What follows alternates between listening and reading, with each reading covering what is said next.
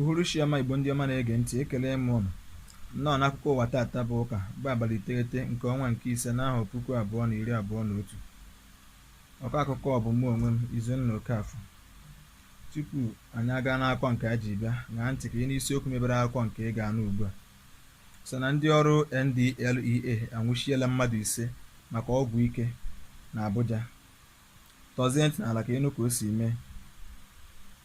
N'ịga n'ihu n'ịchụ ọgwụ ike ọsọ ụkwụ erughị ala, ụlọ ọrụ ahụ na-ahụ maka ibu agha megide ịṅụ, ịkpọ na ịtụ mgbere ọgwụ ike n'ala Naịjirịa a maara dịka National Drug Law Enforcement Agency ngalaba nke Abuja anwụchiela mmadụ 5 maka itinye aka n'ihe metụtara ọgwụ ike. Onye na-ahụ maka mgbasa ozi na ngalaba ụlọ ọrụ ahụ bụ Maazị Femi Babafemi bụ ya kwupụtara nke a site n'ozi ọ kụpụrụ ndị nta akụkọ na Abuja bụ isi ala Naịjirịa, bụkwa nke o sitere na ya wee mee ka a mara na ndị ahụ gụnyere ma ụmụ nwoke ma ụmụ nwaanyị. O mere ka a mara na ọ bụ oge ndị ọrụ NDLEA wakporo ebe ndị ahụ na-ezo na ebe ha nọ were akụ ajọ akụmakụ ha ka eji wee nwụchikọọ ha. Dịka o siri kọwaa, ndị ahụ a nwụchikọrọ na nso nso a na-esi n'usoro nzikọrịta ozi ọgbara ọhụrụ dị iche iche wee na-eresi ndị mmadụ ihe oriri dị iche iche ejiri ọgwụ ike wee mepụta. Ọ gara n'ihu nye aha ndị ahụ anwụchikọrọ dịka Queen Veni, Collins Ozemena, Samson Peter, Chika Mvene na Habila Musa, ma kwuo na ha na-ere ihe ahụ na mpaghara ebe dị iche iche na Abuja ahụ bụ isi obodo Naịjirịa site n'iji ọgbatumtum na-eje ozi wee na-ekesa ma na-ebusa ya n'ebe dị iche iche. Ka o sila dị, ndị ọrụ ahụ meziri nnyocha na mpaghara Gudu, Kuba, Lokogoma, Apo na Damangazo, nke onye isi ha n'ebe ahụ bụ Maazị Mohammed Malami Sokoto duru ha wee mee.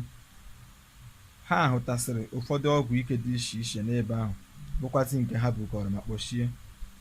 N'akụkọ ọzọ dịkwa ka ibe ya, ndị ọrụ NDLEA ngalaba nke steeti Ondo nọkwara na nso nso a wee nwụchikọọ otu nwoke bụ Maazị Emmanuel Utaji gbara ahọ 29 na mpaghara Akure maka ọgwụ ike. Nke a bụ nke ndị ọrụ ahụ mere n'oge ha nwụchikọchara ọgwụ ike cannabis kilogram ya ruru 60 n'okporo ụzọ, bụkwazị nke ha sitere na ya wee chọpụta na aka nwoke ahụ dị na ya. N'aka nke ọzọkwa, ndị ọrụ NDLEA ngalaba nke steeti Rivers nwụchikọkwara onye ọzọ na-atụ mgbere ọgwụ ike ma na-ezukwa ohi bụ Maazị Sanusi Abdullahi, onye ha nwetakwara ọgwụ ike skunk arọ ya ruru kilogram 15 na ụma asatọ nakwa sim kaadị ruru 16 n'ọnụọgụgụ n'aka ya. N'okwu ya banyere nke a, onye isi ụlọ ọrụ NDLEA n'ala Naịjirịa bụ Maazị Mohammed Buba Marwa kwupụtara obi ụtọ ya banyere ezi ọrụ ahụ ndị ọrụ ya rụrụ site n'ịnwụchikọ ndị ahụ, kelee ha ma kwezie nkwa na a ga-akpụpụ ndị ahụ ụlọ ikpe ebe a ga-eji usoro iwu wee gwọọ ha ji mmanụ dịka ihe ha metara siri dị.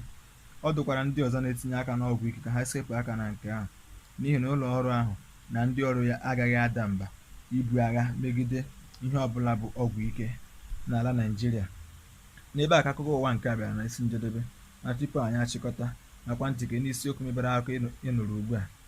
Ndị ọrụ NDLEA anwụchiela mmadụ 5 maka ọgwụ ike na Abuja.